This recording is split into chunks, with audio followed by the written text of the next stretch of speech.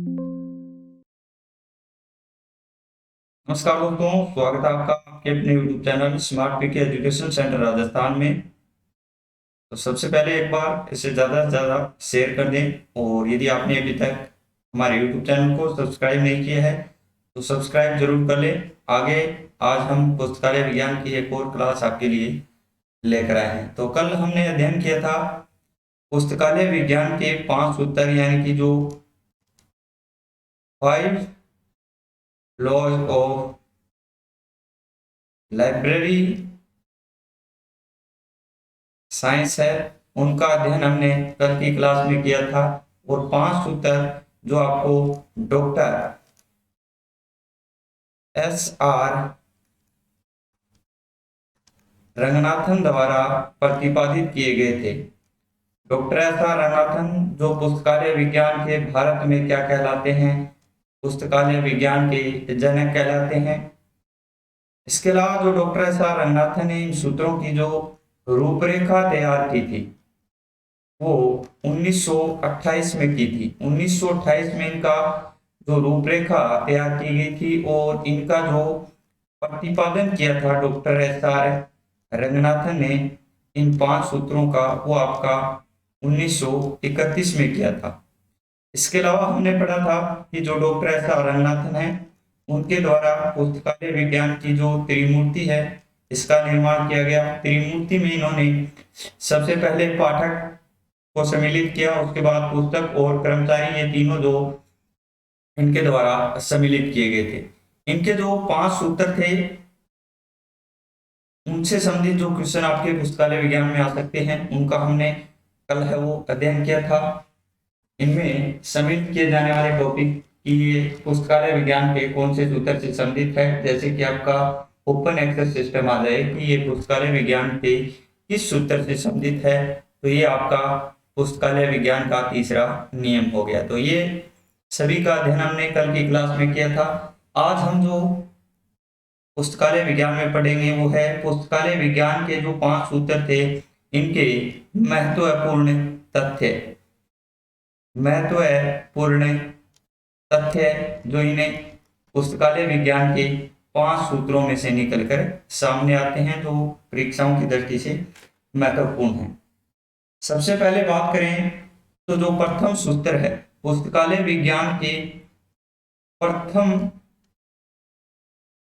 सूत्र आपका पुस्तक के उपयोग के लिए है, ये था पुस्तकालय विज्ञान का। और ये जो पुस्तकालय विज्ञान का प्रथम सूत्र है इसका जो विचार आया था वो सबसे पहले एडवर्ड बी रोज, यानी कि A.B. रोज को ये सबसे पहले पुस्तकालय विज्ञान के इस नियम का विचार सर्वप्रथम आया था एडवर्ड बी रोज।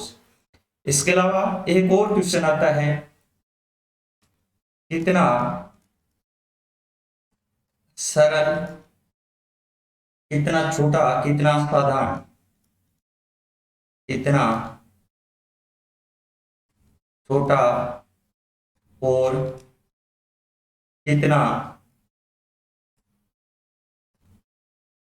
साधारण, कितना सरल, कितना हल्का और कितना साधारण है, परंतु इसमें गहन दार्शनिक विचार हैं। ये किसके द्वारा कहे गए थे?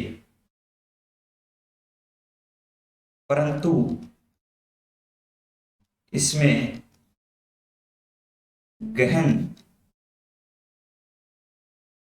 दार्शनिक विचार है या छुपे हुए हैं। तो ये आपके प्रथम सूत्र के बारे में कहा गया था। प्रथम सूत्र के बारे में ये शब्द कहे थे और ये कहे थे आपके डॉक्टर S.R. रंगनाथन द्वारा ही ये शब्द है वो आपके प्रथम सूत्र के बारे में कहे गए थे कि कितना सरल, कितना छोटा, कितना साधारण है, परंतु इसमें गहन दार्शनिक विचार छुपे हुए हैं। ये डॉक्टर S.R. रंगनाथन का कहा गया ये आपका कथन था। इसके अलावा बात करें हम पुस्तकालय विज्ञान के जो प्रथम 3 सूत्र हैं, प्रथम 3 सूत्र, पुस्तकालय विज्ञान के प्रथम 3 सूत्रों का जो प्रयोग है वो आपका पुस्तकालय में बुक्स सिलेक्शन के लिए किया जाता है। बुक सिलेक्शन के लिए इन प्रथम 3 सूत्रों का प्रयोग है वो किया जाता है। पुस्तकालय विज्ञान के प्रथम 3 सूत्र कौन से थे? तो पहला था आपका पुस्तकें उपयोग के लिए हैं, बुक्स आर फॉर यूज। दूसरा आपका है सभी जो पाठक है उनको पुस्तकें मिले, ये आपका पुस्तकालय विज्ञान का दूसरा सूत्र था। और तीसरा जो आपका पुस्तकालय विज्ञान का सूत्र था वो था जो सभी पुस्तकें हैं उनको उनका पाठक मिले। तो ये तीनों सूत्र पुस्तकालय विज्ञान के बुक सिलेक्शन के लिए प्रयोग में लाए जाते हैं, काम में लिए जाते हैं। इसके अलावा बात करें तो जो शैक्षणिक पुस्तकालय है, शैक्षणिक पुस्तकालय प्रौढ़ विकास की श्रेणी में सम्मिलित किए जाते हैं या आते हैं। प्रौढ़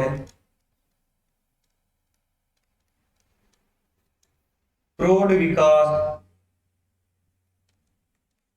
की श्रेणी में आते हैं। जो पुस्तकालय विज्ञान के 5वें सूत्र से संबंधित थे, प्रौढ़ विकास और बाल विकास, उनमें से जो प्रौढ़ विकास है उनकी श्रेणी में जो शैक्षणिक पुस्तकालय है उनको सम्मिलित किया जाता है प्रौढ़ विकास में। इसके अलावा जो राष्ट्रीय पुस्तकालय है, राष्ट्रीय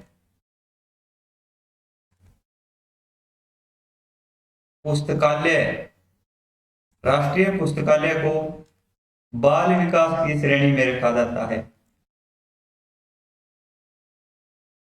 बाल विकास की श्रेणी में रखा जाता है या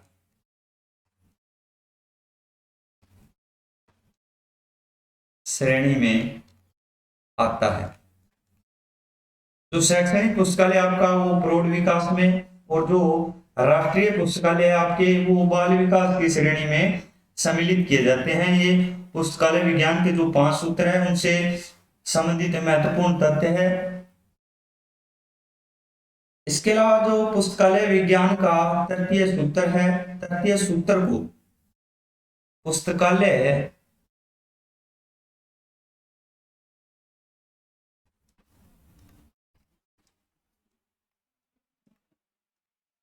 विज्ञान के थर्ड जो लॉ है या नियम है आपका, उसको द्वितीय सूत्र, दूसरे सूत्र का पूरक माना जा सकता है।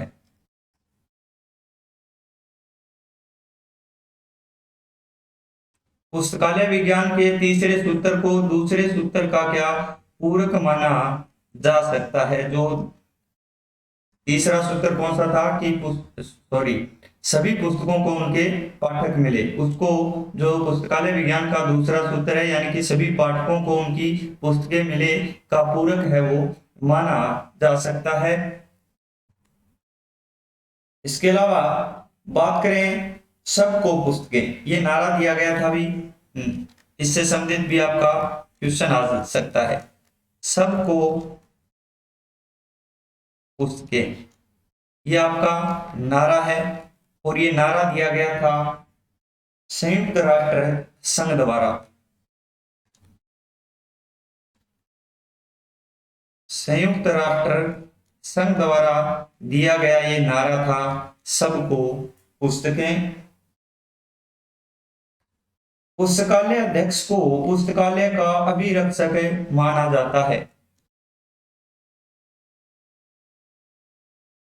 पुस्तकालय अध्यक्ष को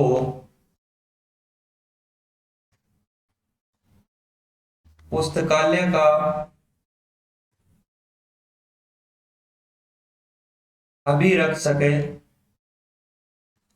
माना जाता है। जो पुस्तकालय अध्यक्ष है उसको पुस्तकालय का क्या माना जाता है, अभिरक्षक। इसके अलावा जो 19वीं सदी में 19वीं सदी या शताब्दी में जो आपका लाइब्रेरियनशिप था,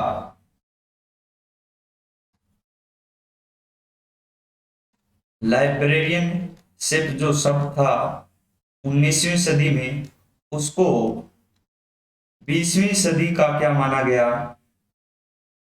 लाइब्रेरी साइंस की श्रेणी में रखा गया। इसको लाइब्रेरी साइंस की श्रेणी में इसे रखा गया। किसको? लाइब्रेरियनशिप जो 19वीं सदी में था, इसको 20वीं सदी में लाइब्रेरी साइंस की श्रेणी में रखा गया था। इसके अलावा सबसे पहले हमने इन 5 सूत्रों का जब अध्ययन करना शुरुआत की थी, तो इनको पुस्तकालय विज्ञान की क्या कहा था, आधारशिला है। ये जो पुस्तकालय विज्ञान के 5 सूत्र है, ये पुस्तकालय विज्ञान की क्या है, आधारशिला है, आधार है, स्तंभ है ये पुस्तकालय विज्ञान के। इसके अलावा अपूपा पैटर्न का संबंध पुस्तकों के व्यवस्थापन से है। ये क्वेश्चन भी आता है भी। अपूपा पैटर्न का संबंध किससे है, तो ये आपका पुस्तकों के व्यवस्थापन या पुस्तकों के रख रखाव से है। अपूपा पैटर्न का संबंध किससे है, तो पुस्तकों के व्यवस्थापन से या उन पुस्तकों के रख रखाव से संबंधित है। तो आज हमने इन पुस्तकालय विज्ञान के 5 सूत्रों से संबंधित महत्वपूर्ण तथ्यों का अध्ययन किया। पुस्तकालय जो प्रथम सूत्र है उसका विचार A.B. रोस, एडवर्ड बी रोस को सर्वप्रथम इनके मस्तिष्क में ही आया था प्रथम सूत्र का विचार। इसके अलावा कितना सरल, कितना छोटा, कितना साधारण, परंतु इसमें कितने गहन दार्शनिक विचार हैं, ये जो कहा गया था ये प्रथम सूत्र के बारे में, और ये कहा था डॉक्टर एस आर रंगनाथन ने ही। इन 5 सूत्रों का प्रतिपादन भी डॉक्टर एस आर रंगनाथन द्वारा किया गया। 1928 में इनके मस्तिष्क में ये विचार आए थे इनको बनाने के, और 1931 में इन 5 सूत्रों का जो प्रतिपादन है वो डॉक्टर एस आर रंगनाथन द्वारा ही किया गया था। तो आज के लिए बस इतना ही। धन्यवाद।